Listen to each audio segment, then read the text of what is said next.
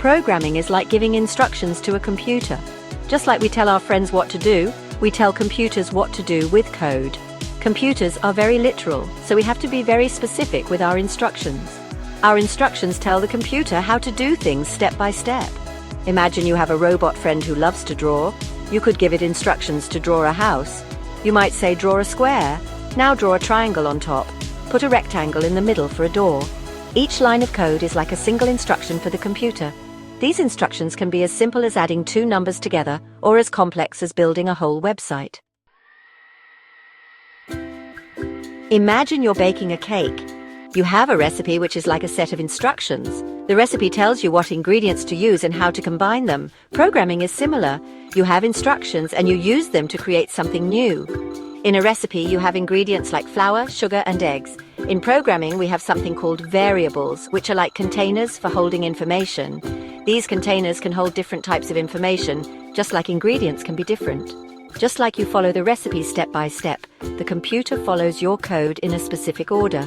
Each step is important for the final result. If you miss a step, the cake might not turn out right. Think of a variable as a box with a label on it. You can put things inside the box, and the label helps you remember what's in it.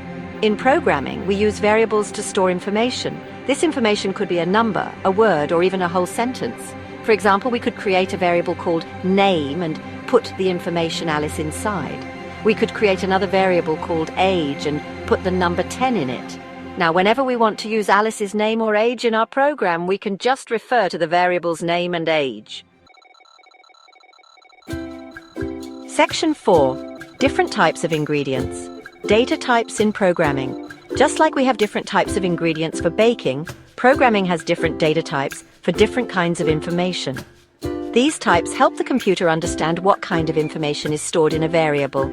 For example, text is a data type for words and sentences. We use it to store things like names, addresses, or even entire stories. Numbers are used for, well, numbers!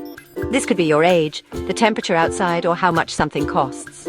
We also have true, false, which is used for things that are either true or false, like whether it's raining or not.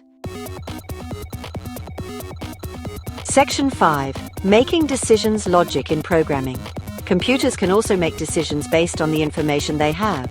This is called logic in programming. We can tell the computer to do different things depending on whether something is true or false. For example, we could tell the computer, if it's raining outside, tell the user to take an umbrella. If it's not raining, tell the user to have a nice day. This way, the computer can give different responses based on the weather, just like we do in real life. Section 6. The fun of creating with code. Learning to code is like learning a new language. It allows you to communicate with computers and build amazing things. It might seem a little tricky at first, just like learning anything new, but with a little practice, anyone can learn to code. The possibilities are endless with coding. You can create games, build websites, design apps, and so much more. It's like having a superpower that lets you bring your ideas to life. So why not give it a try? You might be surprised at what you can create.